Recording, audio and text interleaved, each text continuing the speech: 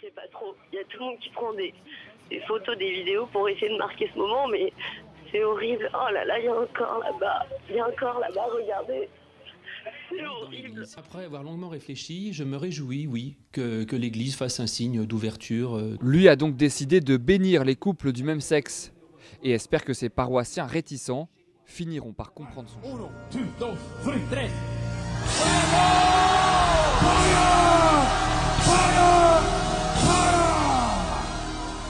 Les Mayas le savaient. La Bible, c'est la fin du monde, mes amis.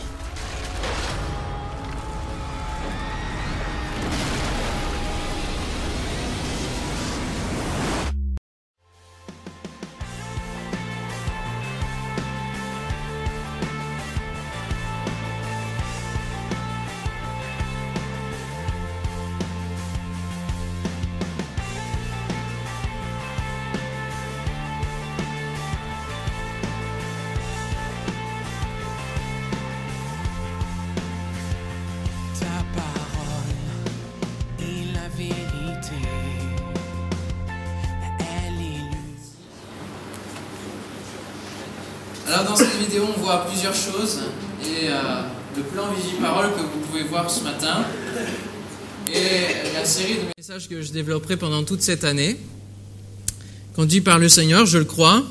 Alors plan Vigie-Parole, ça fait un drôle de nom, hein. Ça fait penser à plan Vigie-Pirate. On est dans cette circonstance en France et dans le monde, et maintenant chaque jour il y a un attentat un peu partout dans le monde. Avant-hier c'était au Burkina. Et nous entrons dans la fin des temps et dans une heure de tentation. Et j'aimerais lire avec vous Apocalypse chapitre 3, verset 10. C'est le verset clé pour cette année. J'avais eu l'occasion de le partager au vœu le 31 décembre. Et c'est vraiment ce verset que le Seigneur m'a mis à cœur pour toute cette année. Apocalypse chapitre 3, verset 10. Parce que tu as gardé la parole de la persévérance en moi, je te garderai aussi à l'heure de la tentation qui va venir sur le monde entier pour éprouver les habitants de la terre. Amen. Quelle belle promesse. La Bible contient plusieurs promesses et je pense que celle-ci nous concerne plus particulièrement alors que nous sommes dans des temps difficiles, que ce soit dans la société, mais que ce soit aussi dans l'Église.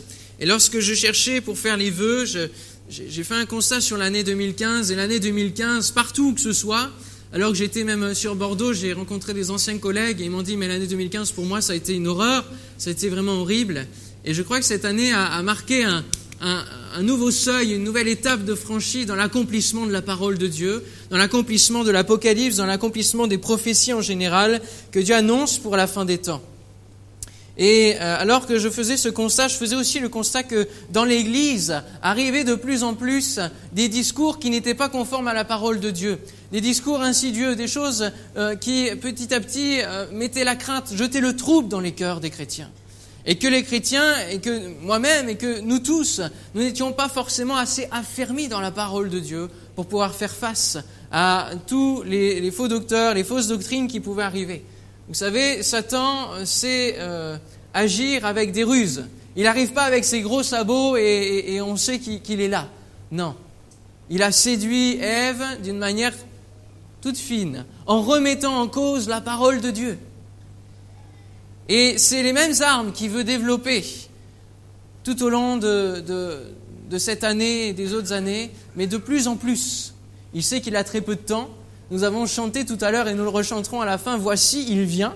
Oui, Jésus revient bientôt. Dans un des versets de cette lettre à Philadelphie, il dit « Je viens bientôt. Retiens ce que tu as. Je viens bientôt. » Jésus vient bientôt et c'est pour cela que l'ennemi de nos âmes va déverser de plus en plus et va utiliser toutes ses cartouches, toutes ses armes pour séduire le plus grand nombre et même les élus. C'est ce que Jésus nous dit dans Matthieu 24, verset 24. « Car il s'élèvera de faux Christ et de faux prophètes. Ils feront de grands prodiges et des miracles au point de séduire, s'il était possible, même les élus. » Nous avons affaire dans l'Église à toutes sortes de pensées, d'interprétations de la parole de Dieu. Elles viennent soit d'autres églises qui ne sont pas forcément conformes à la parole de Dieu. Il y a toutes sortes d'églises aujourd'hui. Il y a même l'église de Lucifer, de Satan, enfin, il y a plein de types d'églises. Et après, on met tous les noms possibles. Donc toutes les églises ne sont pas bonnes. Ces interprétations de la parole de Dieu viennent de conceptions forgées avec le temps. Il y a des choses qui s'installent et qui forment une tradition, et on a tendance parfois à mettre plutôt la tradition que la parole de Dieu elle-même. Elles viennent de différentes cultures et différentes pratiques d'Église. Avec Internet, nous assistons aussi à l'émergence d'une foultitude d'hommes et de femmes qui sont plébiscités et qui annoncent et enseignent plein de choses. Mais est-ce que tout est bon? Et parce qu'ils ont un certain aura, parce que tout le monde a leur livre, alors on ne prend plus la peine de regarder si c'est bien la parole de Dieu. Et tout cela m'a amené à être interpellé sur ce verset d'Apocalypse 3.10. Nous avons tous un parcours spirituel différent. Dieu nous a touchés d'une manière différente, nous avons voyagé dans des églises différentes, mais ce qui nous réunit, c'est la parole de Dieu. Amen. Ce qui fait notre force, c'est la parole de Dieu. C'est elle qui nous réunit. Elle est venue éclairer à chacun nos ténèbres. Elle est venue nous donner, par la puissance de son esprit, elle est venue changer notre vie. Pourquoi? Parce que c'est Jésus qui est la parole. Jésus est la parole faite chair. Il est la parole incarnée. Il est là de le commencement. Et c'est lui qui est venu toucher notre cœur. Et c'est lui qui est venu changer, révolutionner notre vie. Amen. Et depuis, nous vivons par rapport à la parole de Dieu. Nous ne pouvons pas nous fier même aux miracles qui se passent dans certaines églises, parce que Satan se déguise en ange de lumière, nous dit la parole de Dieu. Donc c'est très puissant. Notre seule référence, c'est véritablement la parole de Dieu. Il est plus qu'important avec les temps qui viennent de garder la parole, et c'est sur ce verset adressé à l'église de Philadelphie que Dieu m'a donné donc cette vision pour cette année, et notamment ce titre qui rebondit par rapport à l'actualité, le plan Vigie Parole. Alors cette série n'aura pas pour but de dire ne lisez plus tel livre, n'écoutez plus tel prédicateur, non. Parce que on doit se forger, en fait cette série a pour but de se forger au travers de la parole de Dieu, des convictions qui viennent de la parole, et de savoir faire le tri entre ce qui est bien et de ce qui est mal, et savoir discerner les ruses du diable. Amen. Et puis aussi, cette série a pour but de nous montrer que Dieu est là pour nous accompagner. Et il est là pour nous garder. Si nous faisons notre part, si nous gardons la parole de Dieu, alors lui, il est fidèle pour nous garder aussi. Pendant nos épreuves, pendant la tentation, pendant qu'il y aura d'autres fausses doctrines qui viendront peut-être se semer au milieu de nous, alors Dieu nous donnera le discernement pour pouvoir arrêter cela. Alléluia. Nous allons vraiment avoir besoin de cela. Alors, le premier titre de cette première prédication, c'est « Adopter la bonne attitude ». Il y a un plan Vigie Pirate. Pourquoi? Parce qu'il y a un danger, parce qu'il y a des menaces, parce qu'il y a un climat particulier. Et le plan Vigie Parole reprend un petit peu quelques... Alors, on revient à la première, s'il te plaît. Voilà. Il y a un danger. Il y a un danger. Quel est ce danger? C'est qu'il va y avoir des faux Christ et des faux prophètes qui feront de grands prodiges au point de séduire, s'il était possible, les élus. Il y a un danger, c'est que la parole de Dieu elle-même est mise à mal. Elle est tordue dans l'interprétation de l'Écriture. Il ne suffit pas pour chacun d'entre nous de lire la Bible pour connaître la Bible, pour mettre en pratique la Bible. Il ne suffit pas simplement de lire tous les soirs son chapitre, son passage. Ce n'est pas suffisant pour avoir les armes pour aller à l'encontre des doctrines qui viendront peut-être que nous entendrons. Il faut la méditer. Il faut savoir l'interpréter d'une bonne manière. Il y a tant et tant d'églises et de sectes qui se sont créées à partir de la Bible. Et on se dit, mais comment ça se fait qu'ils sont allés si loin? Comment ça se fait que maintenant c'est des sectes? Tout simplement parce qu'ils ont pris un seul verset et ils en ont fait une doctrine. et il y a un cadre, il y a une manière d'interpréter la parole de Dieu. Sinon, on aurait chacun notre manière de voir la parole de Dieu, et c'est pas possible. Ce qui nous réunit aussi, c'est la manière de l'interpréter. Et l'interpréter pour que ce soit dans le même sens que ce que Dieu a voulu dire. Et il y a un cadre, on appelle ça l'herméneutique, j'y reviendrai. Mais il y a un danger. Ce danger est grand. Parce qu'il y a des messages pseudo-évangéliques qui se font dans certaines églises. Il y a l'évangile de la prospérité. Alors maintenant, on tape tellement dessus que les gens, je pense, commencent à comprendre que ce n'est pas forcément trop biblique. Hein. Tu mets 1000 dans l'offrande et Dieu te donnera 10 000, etc. Non, je crois à la réciprocité. Dieu est fidèle si nous sommes fidèles, c'est vrai, dans tous les domaines. Mais il n'y a pas ce verset par rapport aux offrandes ou quoi que ce soit. Dieu est fidèle. Et si nous mettons Dieu en priorité dans nos vies, alors il fera de nous sa priorité. Il prendra soin de nous. Cherchez premièrement le royaume et la justice de Dieu, et alors toutes les choses vous seront données par-dessus. L'objectif premier, c'est pas de chercher la prospérité, c'est pas de chercher le don, c'est de chercher le donateur. Et alors on n'aura plus de soucis.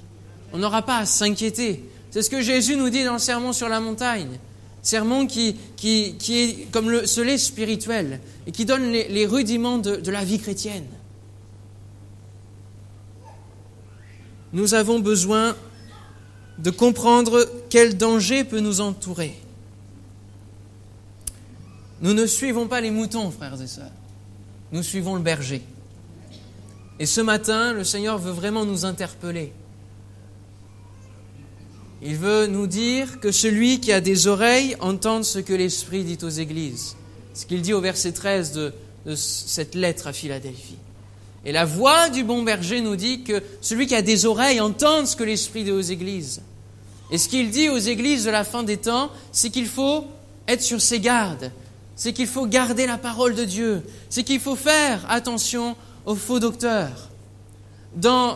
Sur les 7 lettres de l'Apocalypse, il y a de nombreuses fois où Dieu dit dans ton église, chez toi, tu as des gens qui disent des fausses doctrines, qui troublent le peuple. Mais il y en a quelques-uns qui restent attachés à la parole de Dieu.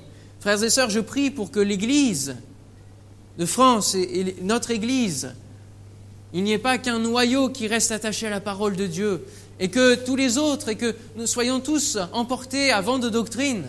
Non, mais que nous soyons ensemble, en train de garder la parole de Dieu. Et que l'Église, pour qu'elle soit une Église qui impacte, garde la parole de Dieu, soit reconnue pour une Église qui interprète la parole de Dieu, qui met en pratique la parole de Dieu d'une bonne manière. Alléluia. Qu'il y a là l'Évangile qui est prêché, l'Évangile de Christ, la bonne nouvelle qui change véritablement les cœurs. Amen. Qu'il n'y ait pas seulement des adhérents, mais qu'il y ait des conversions authentiques, parce que la parole de Dieu est annoncée, et comme la parole de Dieu est vivante, et comme c'est Jésus qui vient toucher les cœurs, qui est la parole de Dieu, alors il y a des conversions authentiques, alors il se passe des miracles, alors il y a des guérisons. Amen. Nous avons prié tout à l'heure pour notre frère, au nom de la parole de Dieu, sur la parole de Dieu. Nous ne prions pas à notre nom, nous ne prions pas sur nos propres convictions, qui viennent de je ne sais où. Nous prions sur la parole de Dieu. Et c'est la parole de Dieu qui vient forger en nous des convictions. À chaque fin de lettre, Dieu interpelle l'Église et lui parle. Et lui dit, ouvre tes oreilles. Ouvre tes oreilles à ma voix. Reconnais ma voix. Parmi toutes les voix que tu peux entendre, reconnais ma voix. Suis seulement ma voix. N'endurcis pas ton cœur, ne donne pas foi à toute parole. Il nous interpelle pour que nous soyons éveillés et que nous ne nous endormions pas sur nos lauriers en disant « Mais moi je connais la Bible, ça fait 40 ans que je suis converti, je connais la parole de Dieu. » Ce n'est pas suffisant. Ce n'est pas suffisant. On peut avoir 40, 50 ans de conversion. Il faut toujours être éveillé et veiller sur la parole, sur notre cœur, par rapport à notre cœur. Lorsqu'un bateau dérive, personne ne peut le voir au début. n'est-ce pas? Au début, lorsque un bateau dérive, c'est infime. À l'œil, on ne voit pas lorsque quelque chose dérive. Mais c'est après, lorsque, bien après, la dérive se fait, on voit l'écart qui se creuse. Et alors là, il y a danger et plus que danger. Parce que le cap n'est plus la priorité. On a dérivé. Lorsqu'un obstacle est inévitable devant et arrive, et alors on se rend compte de cet écart creusé entre l'objectif, le cap, et la réalité. Et combien de fois, dans nos propres vies, on dit « Seigneur, je veux mettre en pratique ta parole », et puis quand on fait le bilan, on se dit « Mais finalement, je suis passé à côté. Je suis à côté de ta parole. Je ne vis pas tes promesses. Je ne vis pas ce que tu promets pour moi. Je ne suis pas encore rentré dans les œuvres que tu as préparées d'avance pour moi. Pourquoi ? Peut-être parce qu'il y a une nonchalance, une lassitude qui nous emmène à dériver. L'apôtre Paul dira à Timothée, « Car il viendra un temps où les hommes ne supporteront pas la saine doctrine, mais ayant la démangeaison d'entendre des choses agréables, ils se donneront une foule de docteurs selon leurs propres désirs, détourneront l'oreille de la vérité et se tourneront vers les fables. Ils n'écouteront plus la voix du berger. Pour eux, comme ils ne le vivent pas et c'est pas suffisant pour eux, alors ils iront voir ailleurs. Et combien l'herbe est toujours plus verte ailleurs, n'est-ce pas? C'est vrai, hein? Toujours plus vert. On cherche toujours quelque chose de nouveau. Toujours quelque chose de croquant et qui vient nous mettre un petit peu d'appétit. Mais nourrissons-nous de la parole de Dieu. Il y a déjà tellement de choses à découvrir. Chaque jour que nous la lisons, que nous la méditons, que nous la digérons, il y a d'énormes choses à découvrir. Des pépites. La parole de Dieu est un trésor qu'il nous faut découvrir et qui fait du bien à nos âmes. Alléluia. Il viendra ce temps. Et je crois que ce temps a déjà commencé à venir. Les hommes ne supportent pas la vérité. Comme lorsque Étienne était en train de partir au ciel sous les coups de la lapidation, sous les coups des pierres. Il va dire, je vois le trône de Dieu, je vois Christ assis à la droite du trône de Dieu. Et alors, les hommes qui le lapident ne supporteront pas. Et ils vont boucher leurs oreilles, ils vont pousser des cris pour ne pas entendre la vérité, pour ne pas entendre la réalité. C'est que Jésus est vivant, c'est qu'il siège. Nous l'avons chanté, il est puissant, il siège, alléluia. Il revient nous chercher, il trône, et quoi que l'on fasse, il est le maître du ciel et de la terre. Et même si la terre s'endurcit, même si les hommes endurcissent leur cœur, un jour il viendra, et un jour tout genou fléchira devant lui. Le danger va s'accentuer parce que les hommes refuseront la vérité. À Philadelphie, le Seigneur va leur dire, voici, je te donne de ceux qui sont de la synagogue de Satan, qui se disent juifs et ne le sont pas, mais qui mentent. Voici, je les ferai venir se prosterner à tes pieds et connaître que je t'ai aimé. À Philadelphie, il y avait dans cette ville des Juifs qui continuaient à pratiquer la tradition juive, mais qui finalement n'étaient plus que dans la tradition et ne vivaient plus la réalité de la parole de Dieu. Et alors, ils étaient en opposition aux chrétiens qui commençaient à grandir et à se faire de plus en plus nombreux. Ils étaient en opposition farouche. Et alors, Dieu va les appeler à la synagogue de Satan. C'est des mots forts. Parce qu'ils se disent juifs et ne le sont pas. Parce que Dieu attend des juifs qui vont suivre la parole de Dieu, qui ne vont pas rester à l'Ancien Testament, qui ne vont pas rester aux 400 ans de silence entre l'Ancien et le Nouveau Testament, mais qui vont savoir entendre et voir en Jésus la parole de Dieu, qui vont savoir voir en Jésus le Messie. Cela ne jette pas l'Ancien Testament à la poubelle. Non, Jésus est venu pour accomplir la loi, non pas pour l'abolir, mais pour l'accomplir, pour se faire l'incarnation du message de Dieu. Et alors ces Juifs restent dans la tradition, dans les fêtes, dans la pratique de toutes les coutumes religieuses. Mais il n'y a plus de vie. C'est stérile. Et alors, tu vas dire, ils ne sont pas juifs au sens où je l'entends. Et combien parfois, nous aussi, nous pouvons tomber dans la religiosité, dans les coutumes, dans l'instauration de rites, parce que c'est notre mentalité. Notre héritage judéo-chrétien, catholique, a été fait d'une suite de rites. Il fallait des indulgences, il fallait passer au confessionnal, etc. Et tous ces rites-là, on prie pour les morts, on prie les saints, on fait le signe de croix, on fait l'Ave Maria, etc. Et tout cela a forgé dans le cœur de notre société une mentalité de rites et de rituels. Et de toute façon, de tout siècle, l'homme arrive toujours à des rites. Alors que Moïse allait recevoir les commandements de la parole de Dieu, qu'a fait le peuple? Dans l'attente, il n'a pas veillé sur la parole, il n'a pas veillé en disant « Seigneur, que toute la gloire te revienne parce que au travers de ton serviteur, tu vas nous communiquer ta parole, tes commandements et nous allons pouvoir les suivre. » Non, qu'ont-ils fait? Un veau d'or. Ils se sont mis à plonger dans l'idolâtrie et dans une suite de rites qui étaient complètement ahurissants même. Et nous pouvons tomber aussi dans cette mentalité de rite. Et Dieu ne nous appelle pas à avoir une vie chrétienne qui se suit de rites, non, mais avoir une vie chrétienne qui se pose sur la réalité de la parole de Dieu et qui vit la parole de Dieu. Alléluia. Qui vit une relation avec Dieu. Non pas une religion, mais une relation. Et si vous êtes là ce matin et que vous ne connaissez pas Dieu, Dieu ne vous appelle pas à intégrer une religion. Il vous appelle à une relation avec lui, de cœur à cœur, où il va vous communiquer sa parole, où il va vous dire les merveilles qu'il a prévues pour vous, pour votre vie, qui sont dans la parole de Dieu, afin de vous amener à un épanouissement pour votre vie, à vivre ce qu'il a prévu pour vous, la merveilleuse vie qu'il a prévue pour vous. Alléluia. La tradition, on a toujours fait comme cela, pourquoi on changerait? On s'attache plutôt à la forme qu'au fond. Et le fond, c'est la parole de Dieu. Vous savez que les Juifs ont écrit à côté de la parole de Dieu le Talmud et tous des principes. On ne sait pas d'où ça sort, ça vient des hommes, c'est rajouté à travers les âges.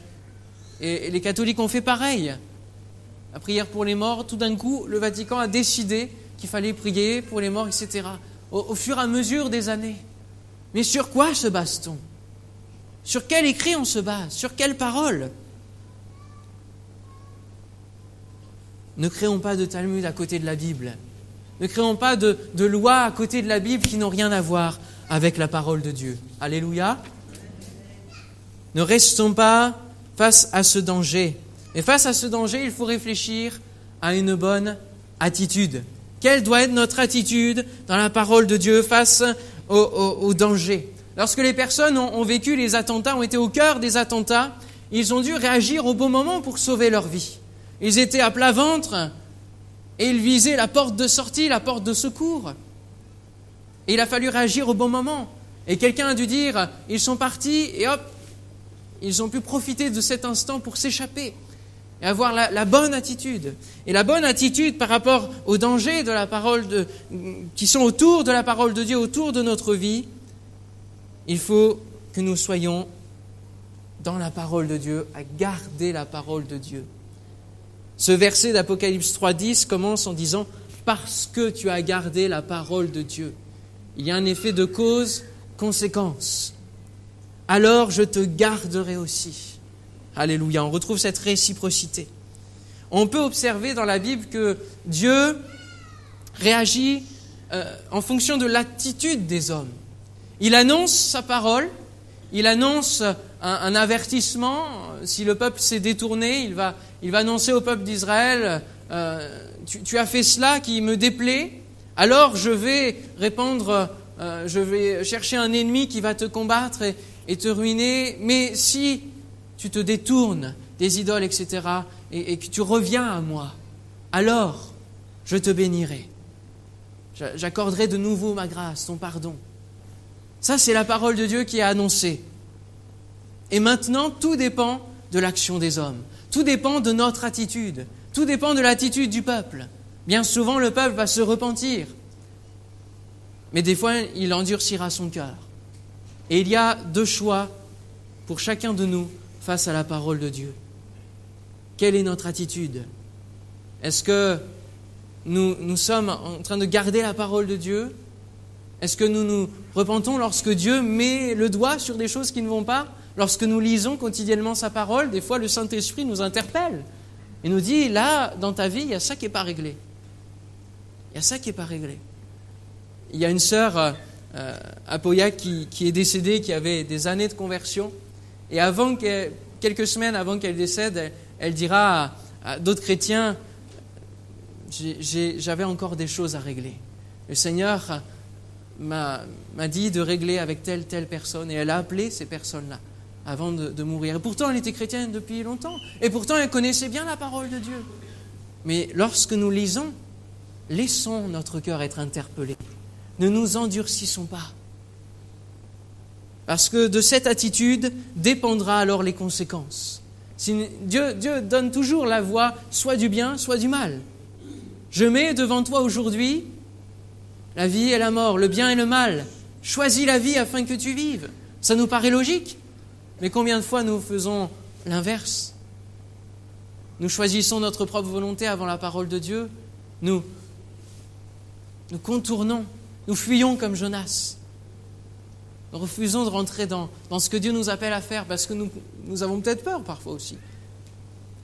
Laissons notre cœur être interpellé et ayons une bonne attitude, c'est-à-dire de garder la parole de Dieu et de la mettre en pratique et de réagir positivement à ce que Dieu nous dit. Et de là, il y aura la bénédiction. Parce que tu as gardé la parole de la persévérance en moi, ça c'est la bonne attitude. Alors la bénédiction, la conséquence, je te garderai aussi au moment de l'épreuve. Alléluia. Peut-être que vous traversez des épreuves et vous vous dites, mais pourquoi j'ai cette épreuve? Pourquoi il m'arrive cela? On a tous des épreuves. On aura tous des épreuves dans notre vie. Mais tout dépend de notre attitude. Peut-être que nous ne nous poserons plus la question pourquoi, parce que Jésus sera avec nous si nous gardons la parole de Dieu, si nous sommes persévérants. Et la persévérance, c'est pas facile à mettre en pratique, c'est pas facile à développer. Il y a un exemple de cette bonne attitude, c'est celui de Samuel. 1 Samuel chapitre 3, versets 19 à 20. Vous connaissez l'histoire de Samuel? Anne a pleuré face à Dieu et a fait ce vœu que si elle avait un fils, il serait consacré au Seigneur. Et alors c'est ce qui arriva, elle eut un fils et Samuel a été serviteur et prophète. Et il est dit, Samuel grandissait, l'Éternel était avec lui et il ne laissa tomber à terre aucune de ses paroles. Tout Israël, depuis Dan jusqu'à Beersheba, reconnut que Samuel était établi prophète de l'Éternel. Waouh! Ça, c'est une vie vécue dans la parole de Dieu. Ça, c'est une vie consacrée. Mais l'Éternel était avec lui, pourquoi? Parce qu'il ne laissait aucune parole de Dieu tomber à terre. Ne laissons pas la parole de Dieu tomber à terre, mais laissons-la tomber sur notre cœur. Et il est dit qu'en ce temps-là, la parole de Dieu se faisait rare, était rare. Pourquoi? Parce que les hommes et le peuple déconsidéraient la parole de Dieu et parce que le sacrificateur même, le responsable spirituel, Élie, sans eux, je précise, parce qu'il y en a un autre, Élie, sacrificateur, laissait ses fils pécher et aller dans la dépravation et était en horreur à l'Éternel. Tout simplement parce qu'il ne marchait pas selon la parole de Dieu, selon les commandements divins. L'Éternel était avec lui. Et Dieu a parlé à Samuel, parce que Samuel était attentif à la voix de l'Éternel. Samuel, lorsque Dieu l'a appelé, il ne connaissait pas sa voix, mais il a appris à la connaître. Il a appris à discerner la voix de l'Éternel, la voix du bon berger. Alléluia. Que nous puissions aussi, nous-mêmes, discerner la voix de Dieu et recevoir la parole. Dieu parle à ceux qui gardent sa parole. Dieu ne se révèle pas à ceux qui tournent le dos contre lui, qui ne veulent pas de sa parole. Vous désirez grandir et être reconnu comme un chrétien digne de ce nom? Oui? Il n'y en a pas beaucoup qui veulent. Hein? Est-ce que vous voulez être un chrétien reconnu comme un véritable chrétien qui suit la parole de Dieu? Est-ce que vous voulez qu'on dise de vous, lui c'est un homme de Dieu, lui c'est une femme de Dieu, c'est quelqu'un que je peux appeler pour prier, avec qui je peux partager parce qu'il se tient dans la parole de Dieu. Considérez alors la parole de Dieu comme Samuel l'a considérée. Gardez la parole comme Samuel l'a gardée. Ça, c'est la bonne attitude. La bonne attitude, cette attitude va nous permettre d'avoir une bonne conséquence, et cette conséquence, c'est d'atteindre la porte de secours. La porte de secours. Lorsqu'il y a un danger, il faut réfléchir à la bonne attitude afin d'atteindre la porte de secours. Et ce verset de l'Apocalypse 3, verset 8, maintenant, il est dit « Parce que tu as peu de puissance et que tu as gardé ma parole ». Voyez, il le dit 2 fois à cette église. « Et que tu n'as pas renié mon nom ».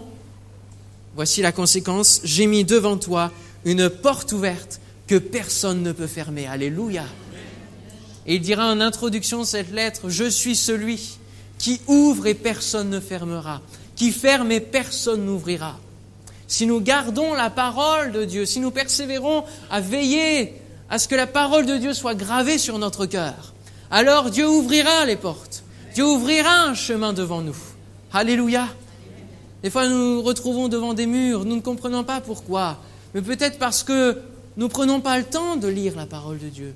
Nous ne prenons pas le temps de digérer tout ce que Dieu a à nous dire et ensuite de la mettre en pratique. Parce que tu as gardé ma parole, j'ai mis devant toi une porte ouverte que personne ne peut fermer. Alléluia. Dans cette lettre à Philadelphie, l'attitude de garder la parole entraîne 2 promesses divines, une porte ouverte et une protection dans l'épreuve. Philadelphie, ville même, sera entourée jusqu'au XIIe siècle, au XIIe siècle, elle existera jusqu'au XIIe siècle et même après. Elle sera entourée par des bellicats turcs qui voudront assiéger cette ville, mais elle va résister et cette ville va être la dernière place forte byzantine de l'Anatolie. Elle va résister jusqu'au bout. Résister au travers de la parole de Dieu. Et l'Église va tenir aussi longtemps. Voulez-vous voir la porte de la vie éternelle ouverte avec le Seigneur, les bras ouverts, prêts à vous accueillir, en disant « Bon et fidèle serviteur ». Eh oui, alors gardez la parole de Dieu, suivez sa parole, mettez-la en pratique. Mettez en place le plan Vigie-Parole dans votre vie. Veillez sur la parole de Dieu.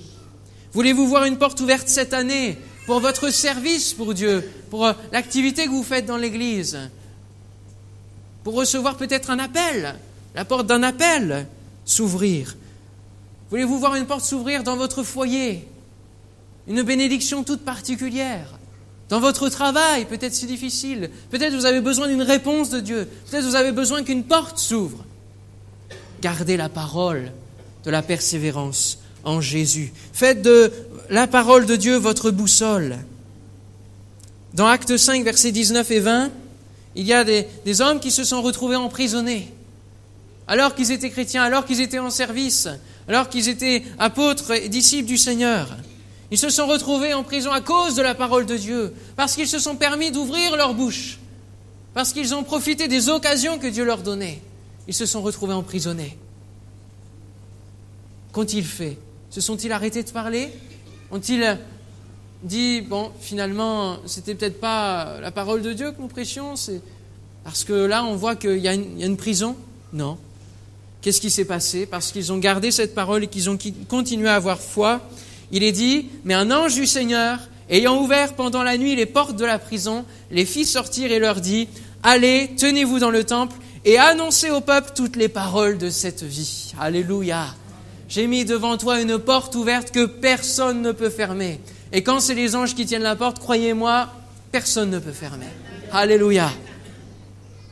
Pour toujours annoncer et encore plus annoncer la parole de Dieu, cette parole de vie. Rappelons-nous que la parole de Dieu n'est pas un livre comme un autre. C'est la parole qui donne la vie. C'est Jésus qui donne la vie. Alléluia. Ne vous taisez pas, témoignez. Profitez des portes que Dieu ouvre pour le témoignage. Saisissez toutes les occasions, favorables ou non, nous dit la parole de Dieu. Et puis à un autre moment, dans les Actes des Apôtres, il nous est dit aussi, vers le milieu de la nuit, Paul et Silas priaient et chantaient les louanges de Dieu. Ils avaient les cèpes aux pieds, ils avaient les mains aussi prises, et les prisonniers les entendaient. Ils n'ont pas pleuré, ils n'ont pas gémi au Seigneur. Ils ont prié et ils ont chanté les louanges de Dieu. Mais d'où venaient ces louanges de Dieu? Elles venaient d'où? De la parole de Dieu. Il n'y avait pas encore toutes les épîtres écrites. Elles venaient des psaumes sûrement, je suppose. Et louaient le Seigneur. Et alors, tout à coup, il se fit un grand tremblement de terre, en sorte que les fondements de la prison furent ébranlés. Au même instant, toutes les portes s'ouvrirent et les liens de tous les prisonniers furent rompus. Alléluia! Et on connaît la suite, ça a donné le salut pour toute une famille. Et puis ils ont pu continuer. Ces cantiques étaient inspirés de la parole de Dieu. Ils gardaient la parole, ils étaient confiants dans la parole de Dieu. Ils ne se sont pas inquiétés comme Jésus leur a dit. Ne vous inquiétez pas, je suis avec vous jusqu'à la fin de ce monde. Alléluia. Et Jésus est avec nous jusqu'à la fin de ce monde, jusqu'à la fin de notre vie. Et même si c'est difficile, même si c'est la fin des temps, et même s'il y a des choses qui vont à l'encontre de la parole de Dieu, restons fermes et solides, ancrés sur la parole. Pourquoi? Parce que Jésus est cette porte. Jésus nous ouvre la porte, mais parce que Jésus est la porte. Il dira dans Jean 10, « Je suis la porte. Si quelqu'un entre par moi, il sera sauvé. Il entrera et il sortira et il trouvera des pâturages. » Alléluia, il trouvera une bonne nourriture, une nourriture céleste. Le voleur ne vient que pour dérober, égorger et détruire. Moi, je suis venu afin que les brebis aient la vie et qu'elles soient dans l'abondance. Alléluia. Est-ce que vous avez la vie de Dieu ce matin? Est-ce que vous recevez la parole qui donne la vie? Jésus est la porte qui peut ouvrir les situations bloquées dans votre vie. Jésus est cette porte. Et si vous ne connaissez pas le Seigneur, si vous ne connaissez pas ce que Jésus peut faire pour vous, venez à lui, frappez à cette porte. Il va ouvrir son cœur. Il va vous faire connaître sa grâce, son salut, son pardon. Le pardon pour votre péché, pour les choses qui bloquent, qui vous aveuglent. Jésus, ce matin, veut ouvrir vos yeux, veut ouvrir vos oreilles à sa grâce. Ne suivez pas le diable qui veut prendre ton âme. Ne suis pas le monde qui veut détruire ta vie, qui n'en veut qu'à ton argent, qui n'en veut que t'exploiter. Non, suis Jésus qui veut te donner l'abondance. Ce matin, donne ton cœur à lui. Jésus est cette porte de secours dans le danger. Si tu mets ta confiance dans sa parole, il te sauvera du péché que tu ne peux vaincre toi-même. Si vous voulez tenir dans les tremblements de terre, basons-nous ensemble dans la parole de Dieu, sur la Bible, pour être une colonne solide dans le temple de mon Dieu. Pourquoi Dieu disait ça à cette église? Parce que la ville de Philadelphie était sur une montagne volcanique et il y avait régulièrement des tremblements de terre. Et en l'an 17, elle a été détruite complètement à cause d'un tremblement de terre. Et Dieu va faire cette promesse, il sera une colonne dans le temple de mon Dieu, celui qui vaincra, celui qui ira jusqu'au bout.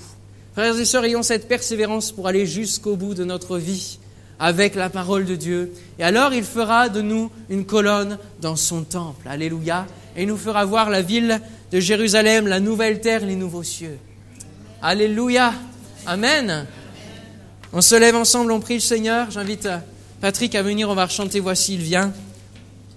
Seigneur, nous te bénissons, te glorifions pour ta parole qui est vie, ta parole qui nous donne l'abondance, ta parole qui désire nous parler et nous interpeller ce matin et pour toute cette année, ta parole qui nous donne de prendre conscience que nous devons veiller sur notre cœur, veiller sur notre âme et toujours être vigilants par rapport à ta parole pour pouvoir la mettre en pratique, pour pouvoir la vivre pleinement, rentrer dans tes promesses et vivre celles que tu as faites. Seigneur, je te garderai à l'heure de la tentation qui va venir sur le monde entier pour éprouver les habitants de la terre. Seigneur, je te prie pour chacun de nous, afin que cette parole de ce matin s'ancre sur nos vies, sur nos cœurs, et que nous puissions vraiment garder ta parole. Dans le nom de Jésus, Amen. Amen. Amen.